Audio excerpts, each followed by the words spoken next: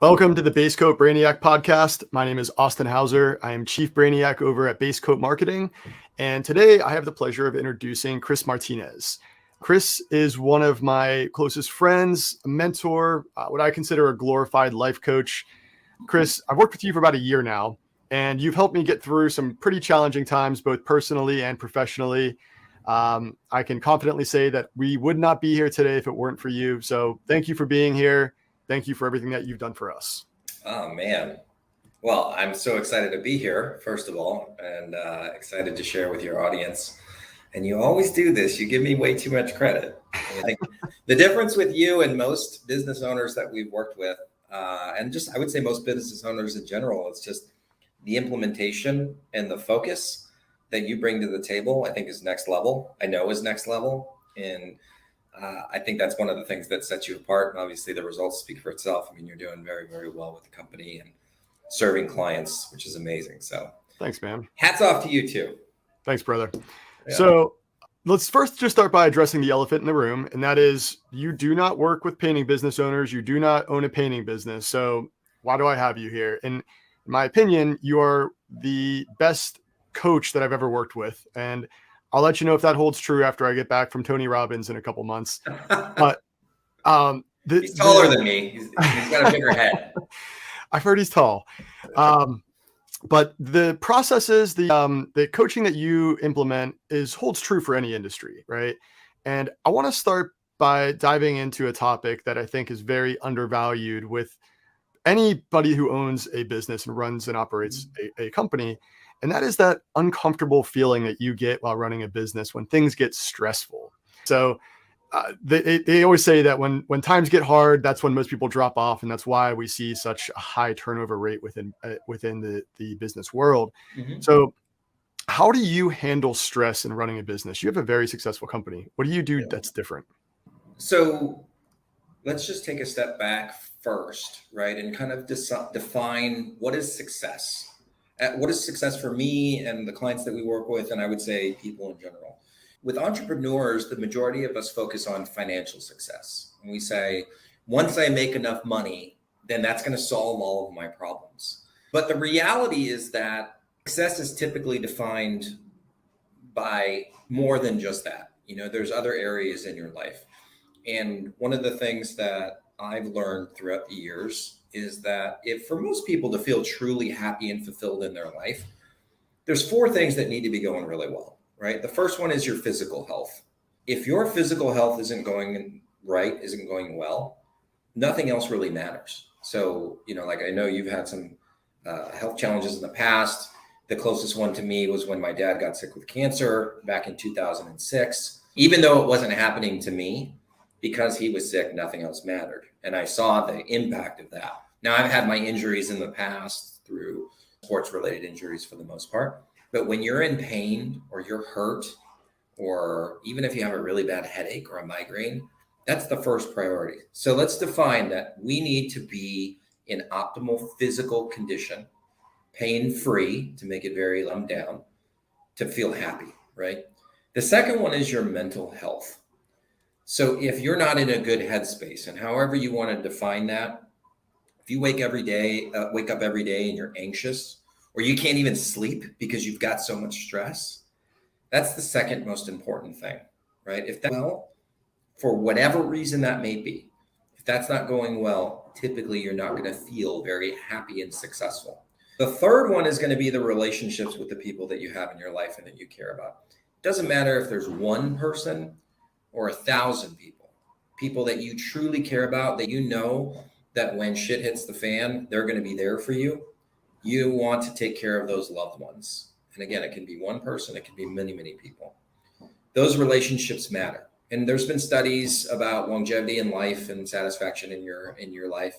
And they show that, you know, you need a group. Human beings are social creatures, right? We've evolved to where we are today because we've been able to work together. So that's the third one. And then, of course, the fourth one, which is the one that we all focus on, which is your wealth, right? Or how you create income, how you create wealth for yourself. The majority of entrepreneurs, it's our business, right? Is our business generating the income that we want? And on top of that, the lifestyle that we want, because, we could be making $1 million a year, but if we're miserable working, 16-hour days every day, and we're the sole one who can keep this thing afloat, that's going to be pretty miserable. So when we define the success, or when I define success, or I help people like yourself define success, we say those are the 4 things that we have to have working in order. Then it's very easy for us to reverse engineer if something's not going well. Which of those 4 areas do I need to focus on? So if you're feeling stress, and usually there's some overlap as well, right? Because they all influence each other. Sure. Perfect example. I'll be celebrating my 2nd wedding anniversary in about 3 weeks, I think, October 9th, whenever this gets published. If I have an argument with my wife in the beginning of the morning, man, that sets the tone for the rest of the day. Even sure, we work together, right? But even if we didn't work together, it's just weighs on you.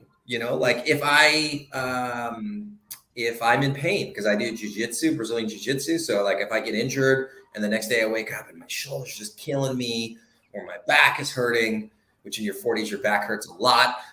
But if that weighs on me, that could add to my stress level. If there's some issue that happened, it can be, stress in the business or whatever. If I'm not able to manage that weigh on me. So there is going to be some overlap.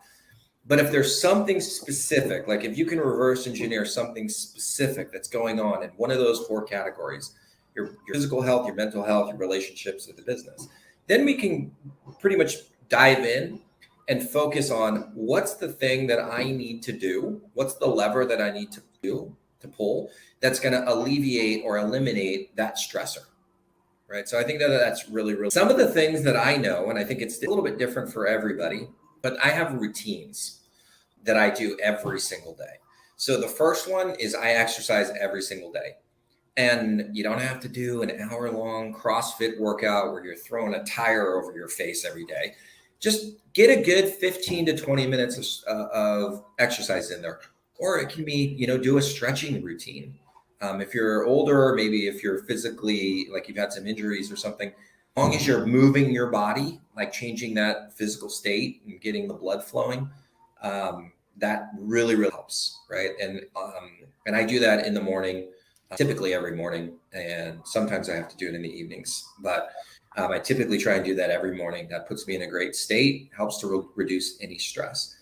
The other thing I do is a green smoothie every day, and it just gets nutrients into the body for me. And so that makes me feel very accomplished as well. It's so easy to eat poorly when you're an entrepreneur and you're constantly on the go, and McDonald's is so tempting because it's right there and their fries are still delicious. I don't care what anybody says. The next thing that I do to manage my stress every day in my routine is I do a meditation. Now, this is like the most woo thing that I do. I will tell you, I am not a hippie. I don't believe that you can solve all the world's problems or your own problems by shoving a crystal up your ass. I do a meditation every day, 20 minutes every day, even if it's 5 minutes. I think that's important. And I do a journal, right? So I bought this gratitude journal off of Amazon. It's like $6, and I write in that. So those are the other 2 routines that I do every day.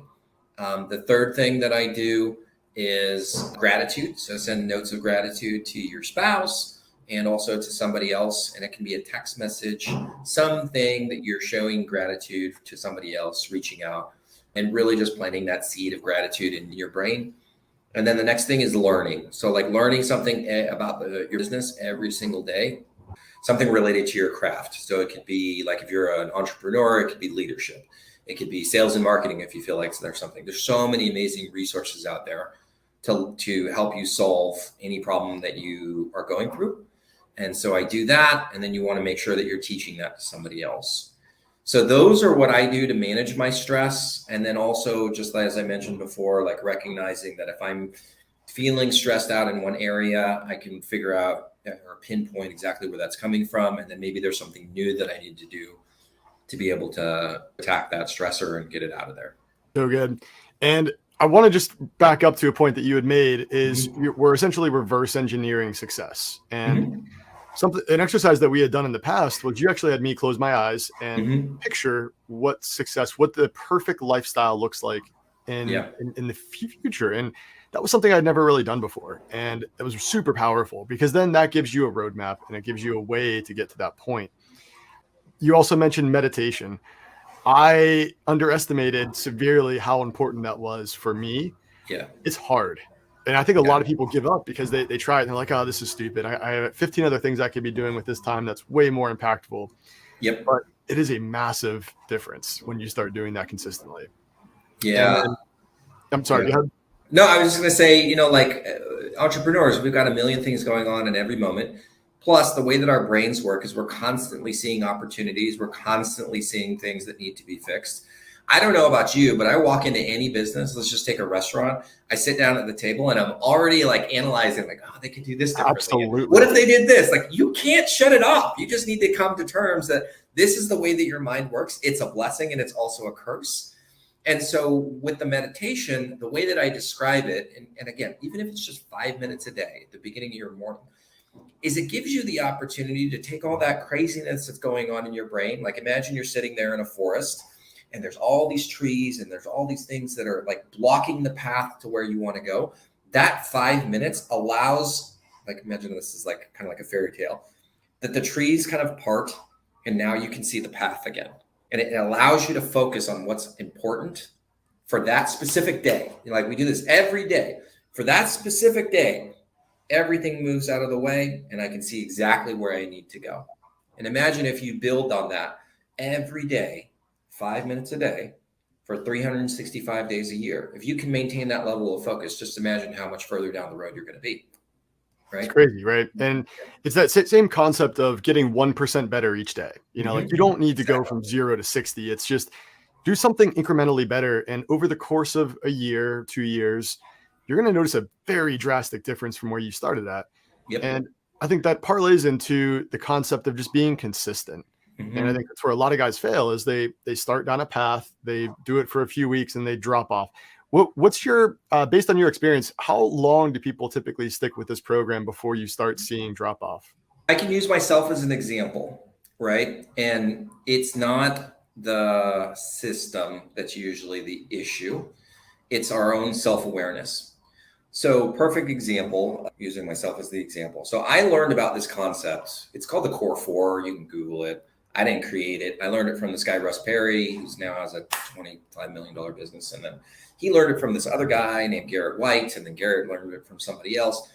So essentially, I learned about this Core Four concept in December of 2018. I believe it was December of 2018. And I went to this workshop. And the premise was like, we're going to show you how to build a $10 million business, right? We get in there, I think it was 3 days. The first 2 days are nothing but mindset and understanding building good habits in the Core Four. So I latched onto it right away. Like most entrepreneurs, we get excited very, very quickly. And I said, okay, cool. I'm going to do all these things. I'm going to do the exercise. I'm going to do the meditation and the journaling. I'm going to do the relationship, like gratitude thing. I'm going to do the learning, right? And so I dive in, and then what happens? I was like, you know what? I'm going to try and do it Chris's way, right? So because we're stubborn, right? Entrepreneurs are stubborn. We always think that we can do it better. So I'm like, okay, instead of meditation, I'm going to do something else. Instead of journaling, I don't really like journaling. So I'm going to just I don't like writing stuff down in a journal. That seems too hippy dippy to me. I'm going to write it down on my phone in the notes. And I don't need to do the gratitude stuff or whatever. So, and then I love working out. So that's easy. I can do the green juice. That's easy. And I love learning. So that's easy. So I'm going down this journey for 6 months and I'm Chris's way. And they say like, these are the 8 things that you need to do every day to build up these good habits and to start transforming your life.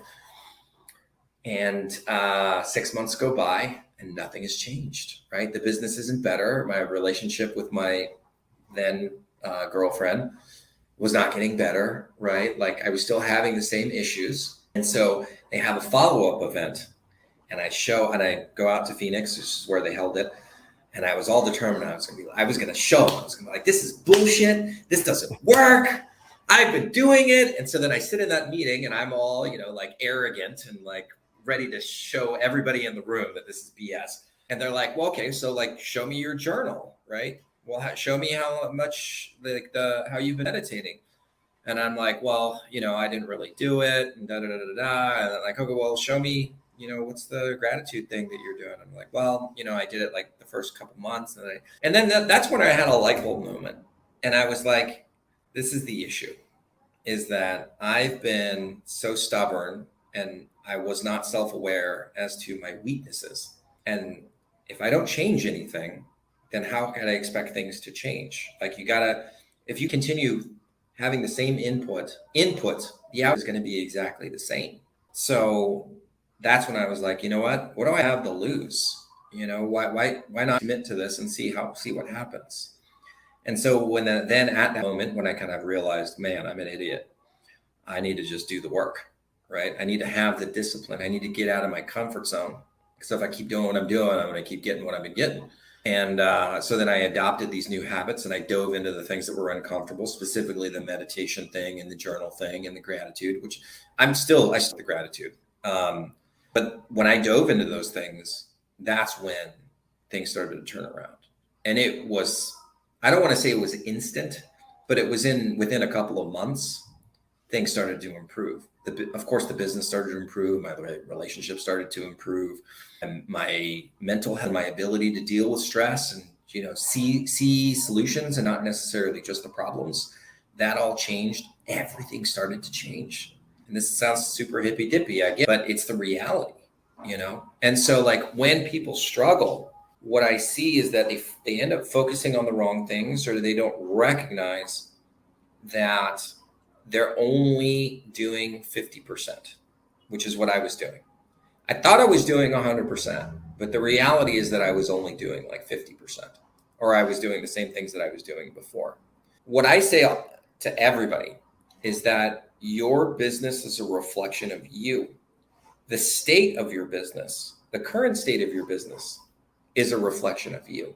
For you to level up, so if you want to become a 7-figure business owner, right, that's making a couple $100,000 a year, maybe $300,000-$400,000 a year on that $1 million in revenue, you have to become that person. You have to have the skill sets, you have to have the habits, you have to have the discipline to become a $1 million business owner. If you want to become a $2 million business owner, guess what? New skills, new habits. You have to transform yourself. You have to be willing to analyze all the things that you were doing before and decide, okay, that worked getting to $1 million. It's not going to work getting to 2 million, right? SOPs and processes is one of those things. Delegation, leadership. You can get to $1 million having very loose SOPs and processes, maybe not being the best leader, but to get to 2 million, 3 million, 4 million, 5 million, yep, you have to develop those skills. There's no other way. You can try it your way. I'm telling you, working with hundreds and hundreds of business owners, primarily marketing agency owners, there is no way. There's no shortcut. There's no hack. You got to do the damn work.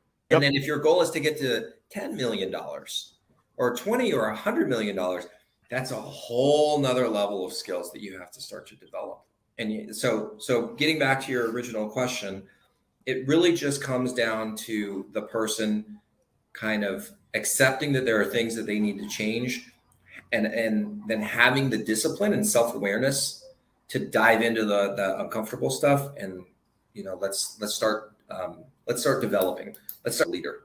Is no shortcuts. I just want to nail that down. I've had so many people ask, like, how'd you do it? How'd you grow to 7 figures in the course of 11 months? And it's like, we put in the work, and it's hard. Yeah. And it's these things, these life hacks, if you want to call it a hack, it's being consistent and having that routine set in place. Where one thing that I want to dive into a little bit is the structure of that you've actually taught me to get all this done first thing in the morning. Yep. Because throughout the day, something's going to come up that's going to prevent you from meditating or from getting that workout in. Mm-hmm. So I've structured my entire day around that. So I go to bed at 8 o'clock. Mm-hmm. I wake up at 4:30.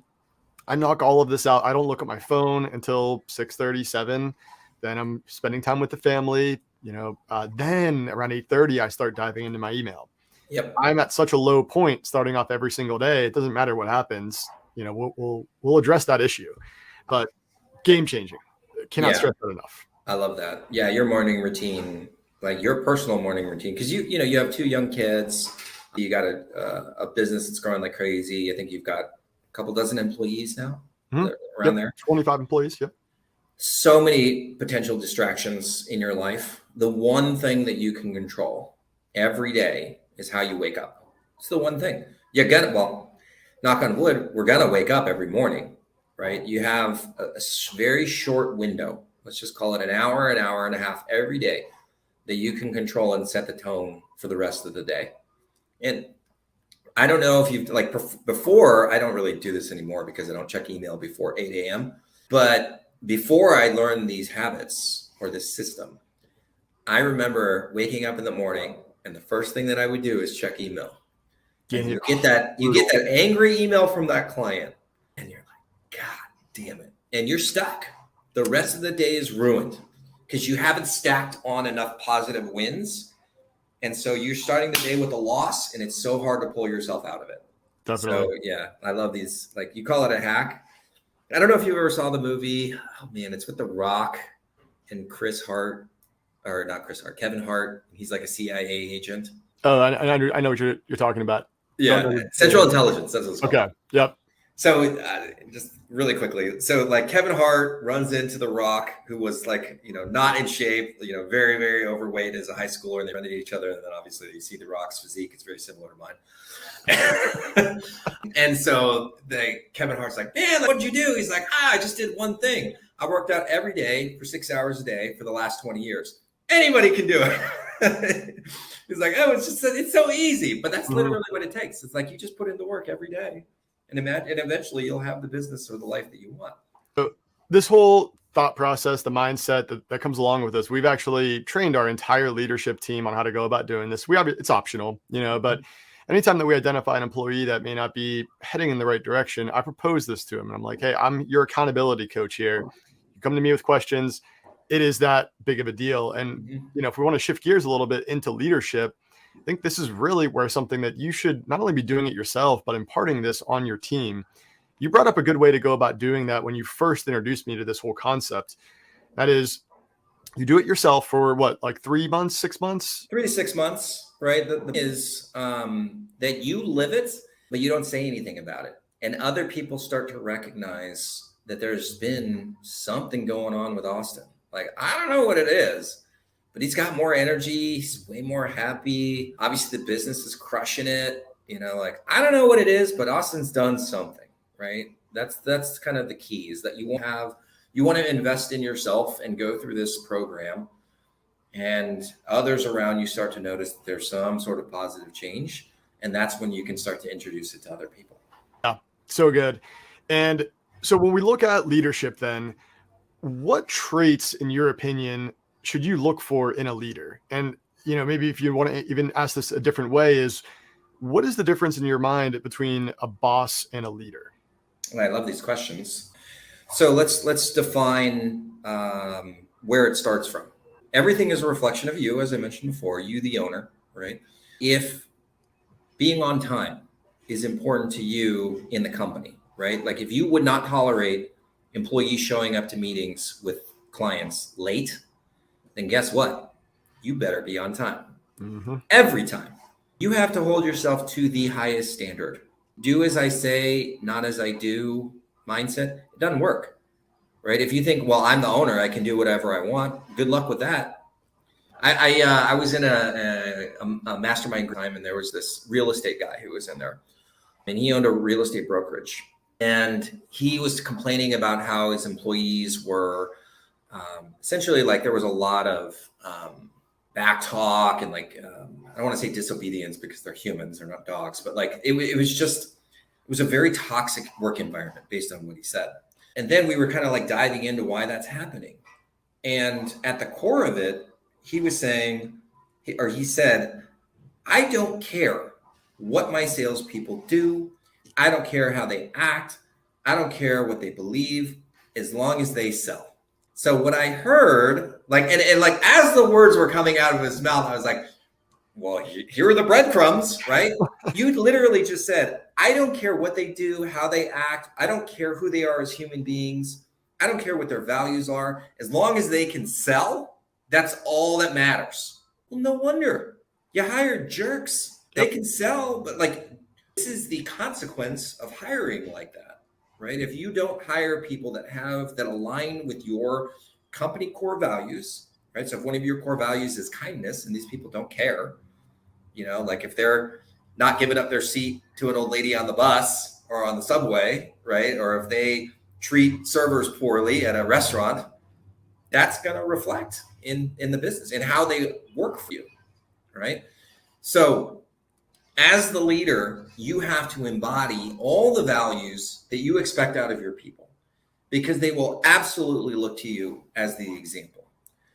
So if you're showing up late, guess what? People are going to show up late. If you're not completing tasks that you commit to doing, they're not going to complete tasks that they commit to doing. If you overpromise and underdeliver, guess what? They're going to overpromise and underdeliver. And even if you do it one time or two times, they will then only focus on that one or two times that you screwed up. And I know that it might sound unfair and that you can't make mistakes. Of course you're going to make mistakes. Everybody makes mistakes. But this is what you signed up for. You essentially signed up for holding yourself to the highest standard possible. So you're either in or you're out. You can't have it both ways, right? So that's the first aspect of leadership, is recognizing that I have to hold myself to an even higher standard that I hold my employees to, right? Now, when it comes to my definition of leadership, and there's lots of different definitions of leadership, I personally do not think that top-down leadership works anymore, right? So like, I guess the example that I go to with how I used to think a boss would operate, back in the 90s, there was this show called Dinosaurs. You remember that show? Absolutely. Yeah, it was on, I don't know, I think it was on Friday nights or something, maybe Saturday mornings.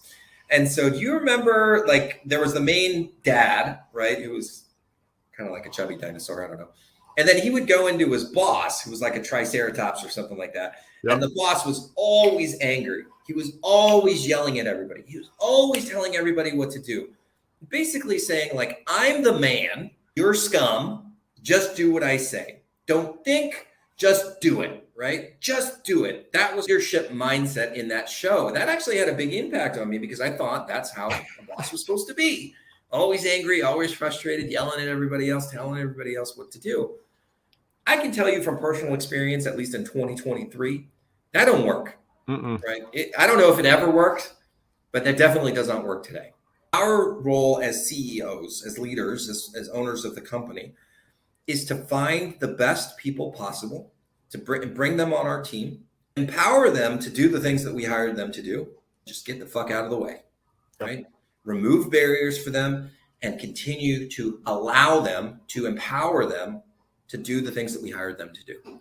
Far too frequently, when a business is struggling, the leader is doing the opposite. They're getting involved in way too many things. It's like, dude, we don't need you to do that. Like, do that. You're here for things, right? So like setting the vision of the company. If you're still involved in sales, like or product development, like listening to the customers, creating new products, assisting with sales.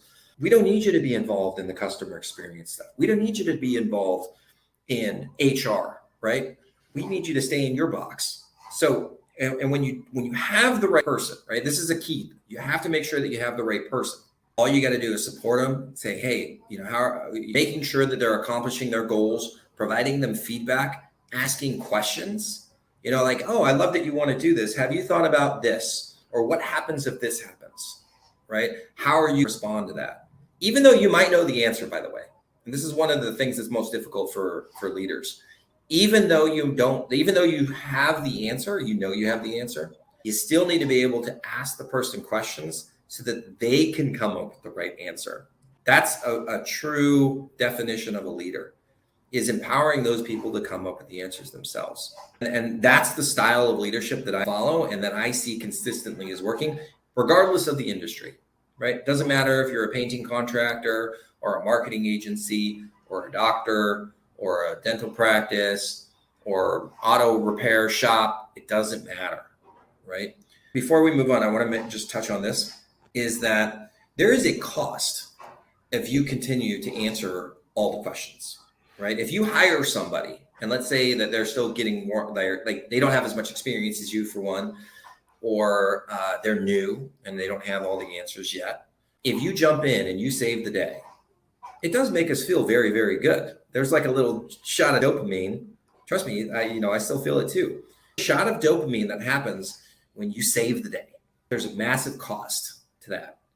One is that they are always going to look to you for the answers, right? So you're actually adding more work to your own plate. You're training them. You're training them. Just come to the answers because you're the easy button. Yep. Right? You're the easy button. Oh, I went to Austin and he answered my question in 30 seconds. Like, this is easy. I can just go to Austin for all my questions. And what happens with that, the second thing is, especially if they come to you with an answer and you shoot them down and you flat out say, well, that's not going to work.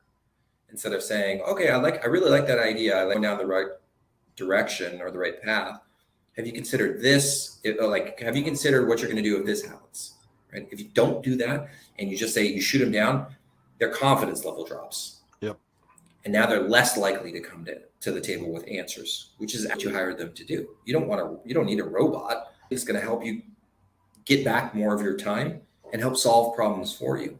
If you do that enough times, their confidence is shot. And there's sometimes where some people can never bounce back from that. And you end up missing out on a huge potential for that employee, right? You kind of killed their confidence, and now they're too scared to do the things that you hired them to do. Yeah, and I think just nailing that down even further, it's letting your team fail. Mm-hmm. I think there's the way that we do it here at Base Coat Marketing is really learning from our failures, putting processes in place. I tell the team all the time, we can fail all day long as long as we only do it once. Yeah, exactly. If we start failing twice, that's a problem that we need to address. But as long as we have a mistake that we identify, that's the fastest way to grow and learn. And empowering your team to know that's okay is super helpful. Asking those questions, I love that so much. Every time we come up with a problem, I'm asking questions. I'm not proposing solutions because I want the team to figure that out on their own. Yeah, that's great. Game changer. Something that does come to mind though is you brought up is finding the right people. I know we could probably spend an entire day talking about recruiting, hiring, and placing the right people, but just from a high level leadership standpoint, how do you find the right people? Yeah, I have a whole list of this.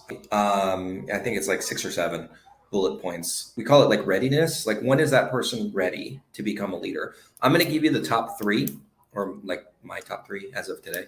Might change, but the first one is competency in their role, right? So like, are they able to do the work? Are they able to hit deadlines? It's very, very important. If they're going to be a team of painting contractors, and I'm super not a painting contractor expert, so correct me if I sound stupid, but if they're overseeing a team of painting contractors and that person doesn't know the first thing about how to use a spray gun or the proper techniques or the QA process that you guys use before we say that a job is done, that person's not ready to be a leader, right? They don't have to be an expert, but they have to be able to perform at the level that we need.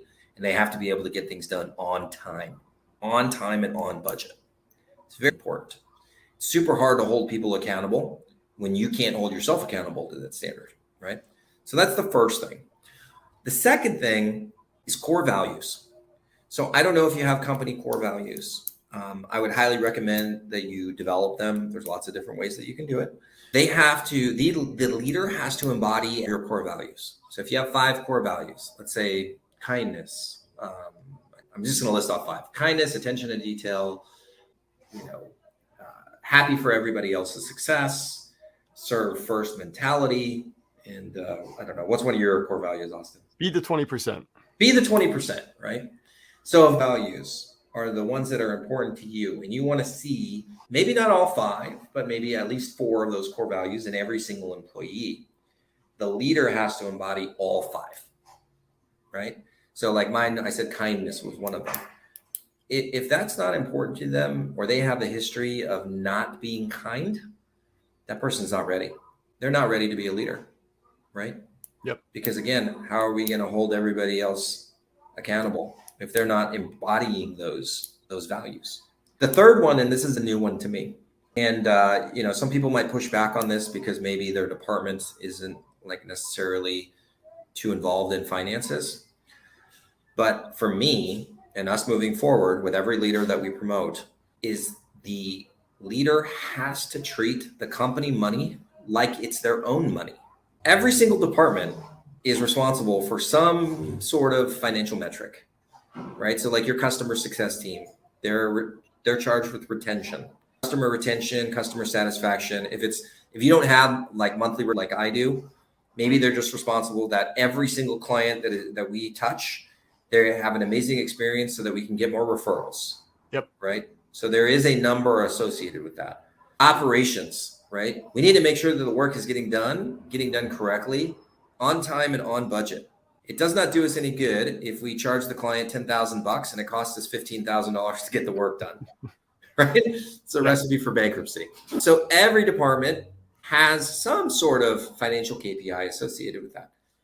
We need that leader to basically treat those budgets or those goals as if it's their own money. It's really, really important. One thing that I would recommend that you do is credit checks. Credit check your potential leadership team. A strong correlation to their personal financial responsibility and how they will perform in the business, myself included. Back when I was in my 20s and I was a sales manager for a company, I had terrible credit, right? I did grow up with financial education. It's something that I had to learn over the years, a lot of the times the hard way. Now I have amazing credit, right? I have amazing credit now. And guess what? Our company is way more profitable. Our company is very profitable. I make a lot more money, right? So that's one thing that you can do to gauge whether or not the person is ready to treat the company money as if it's their own. So just to recap, those are the things that I would look at. The first one is can they do the job, right? Do it at the standard that you expect. Second one is going to be the core values. And the third one is going to be, do they treat the money as if it's their own? Are they ready to treat the money? Do they have a history of treating the money as if it's their own? It's amazing. Past those three things, there's a good chance they're going to be ready. So good. So I've been working with you for a while now. And the one thing that I have learned from you, not only from you and your coaching, but also just from interacting with your team, is your customer experience and how bulletproof that is.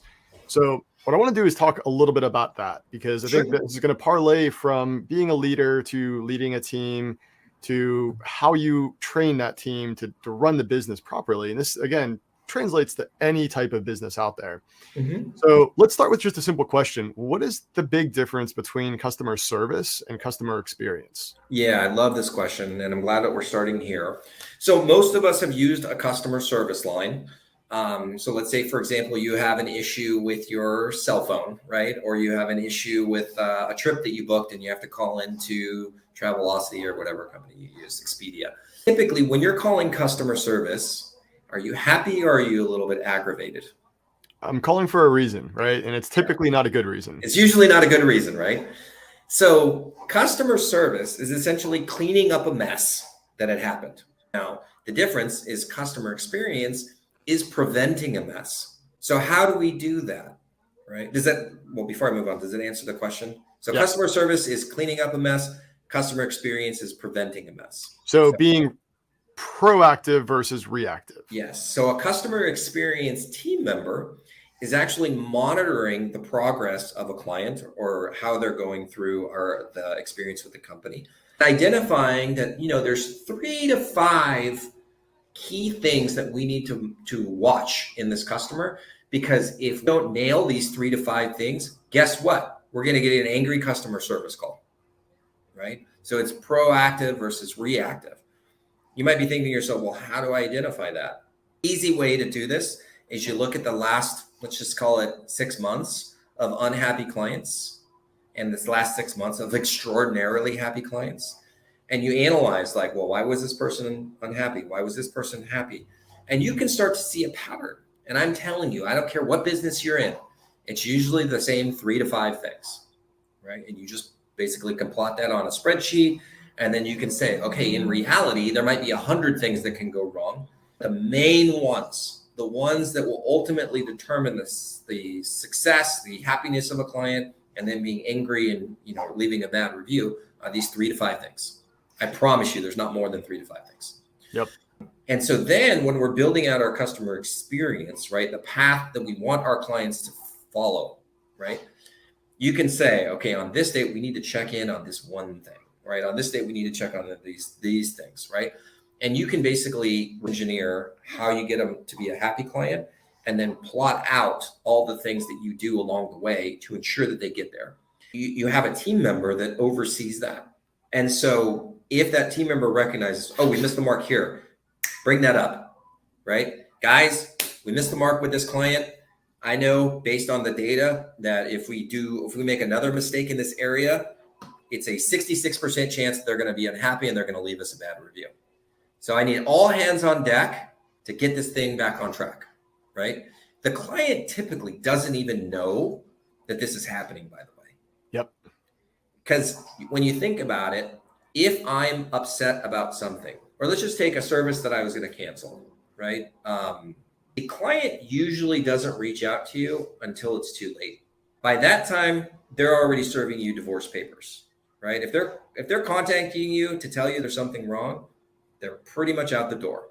So you have to be monitoring them behind the scenes, basically like catching these things before it's actually verbalized. It's really, really important. That's the responsibility of your customer experience team. Yeah. And to translate that for the painting side, so we have project managers in the professional painting space. Mm-hmm. They are generally going to be the ones interacting with the customer directly.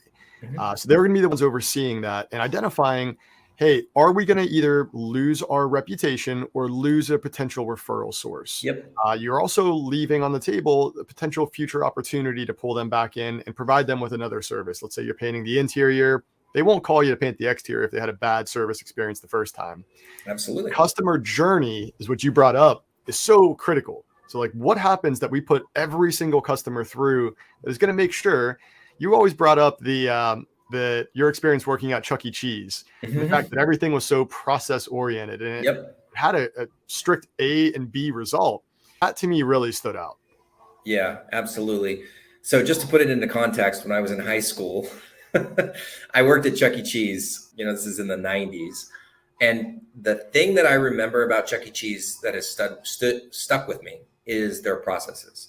They have amazing processes. From the way you pick up the phone to the way that you treat, like when they walk up to the way that they exit, everything was standardized. Nothing was left up to interpretation. You do it the Chuck E. way, right? And it's done like that every single time. Even the way that they put food on a pizza. There was a grid, because this is before the internet.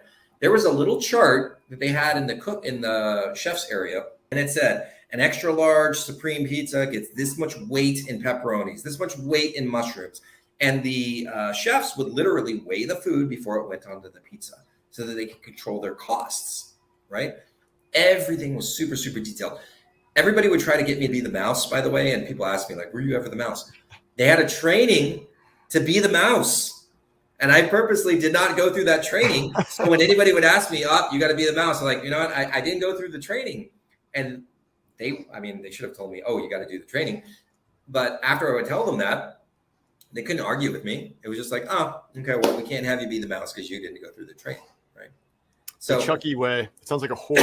Well, the guy who started Chuck E. Cheese was actually, his name was Nolan something Nolan.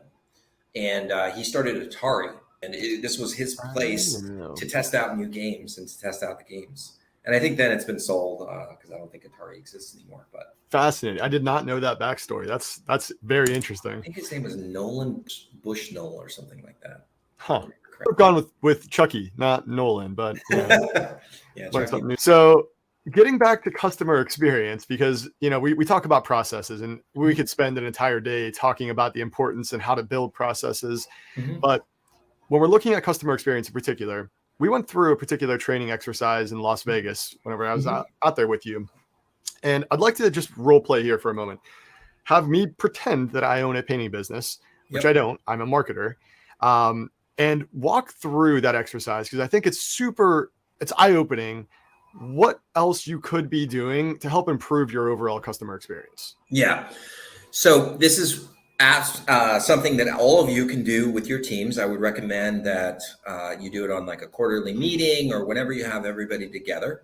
And so what I would do is I would break them up into teams, and you can keep it in the same department, or maybe you mix up the teams together so that you get some interaction between people that normally don't work together. Like billing team can be, get with one of the contractor or the guys that are actually doing the work, the guys or gals that are doing the work. And then maybe you throw somebody from finance in that team, and then you can get get some differences of opinions, and it's really, really fun. So I'll set the stage for how this exercise is going to go. We break the teams up into groups, and then you give them a sheet of paper, big butcher style piece of paper that you can like post up on the wall. And you say, okay, here's what we're going to do to start. I want you to write down what would be a good customer experience. What would be a good experience for our clients, right?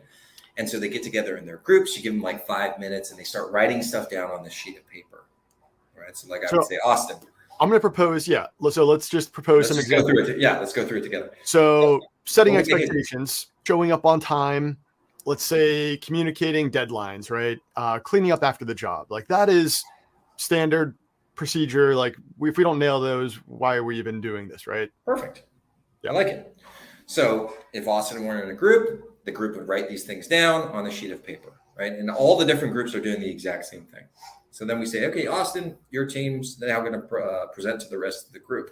So they go through all the things, right? Round of applause for everybody for presenting. Now we give you another sheet of paper, and I say, Austin, this is what your team's going to do. Now I want you to take 5 minutes, and I want you to write down as a group what you guys think would make a great customer experience. So Austin, why don't you give us an example? Yeah, so things like giving them maybe a free paint upgrade, painting something that wasn't initially included in the quote, maybe providing an extended warranty that they weren't expecting. Love it. So every group is doing that. They write it down on the big sheet of paper. They put it up on the wall, and now they're going to present to all the other team members that we have. Right? Now, okay, so everybody's done. Round of applause. Okay, guys, here's the final step. You have your sheets of paper. Now, I want you guys to come up together as a team with an amazing over-the-top customer experience. Literally, money is no option.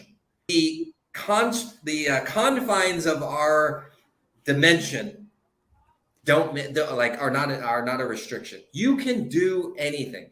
If you want to fly your client to the moon, bring back Abraham Lincoln to give the Gettysburg Address to your client and thank them, whatever it is that you want to do, you can do that thing.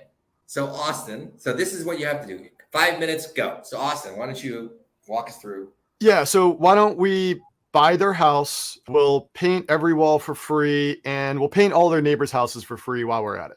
Love it. So this is everybody's going to come up with some really fun answers, and this is where it gets really exciting because people get really like fired up to come up with these ideas and be creative and share, right? And it's a little bit silly because we are restricted. Like obviously we can't buy everybody's house and paint everybody else's house for free. But guess what happens is now we're creating a culture where going above and beyond for the client is fun, right? This is something that everybody recognizes that they have some area to contribute to. So after everybody shares, right, there's definitely going to be very high energy in the room. This is what I'm telling you is like when you start, they're going to be excited. When you get to the middle one, they're going to be a little bit more excited. When they finish this exercise and they share, everybody's fired up.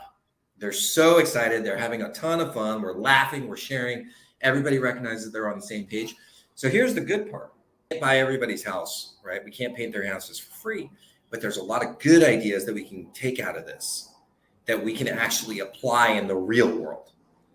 So Austin, we might not be able to buy their house for free. We might not be able to paint their neighbors' houses for free. But what's something that we can do? We could offer their neighbors a discount. It's a promo that's specific to their neighbors, right? Yeah. And I think that's this is all about creativity and coming up with ideas that your competition's not thinking of. And you want to talk about unique selling points, it's about these types of things. Yep. So here's another thing that you could do, right? What if we sent in a video team a job for a client and we say, hey, you know what? We love your house. would you like to be featured in our monthly newsletter? We'll bring in a crew if you're comfortable with this. We'll do a complete walkthrough of your home. We'll interview you, and then we'll put your video in our newsletter and share it with other folks.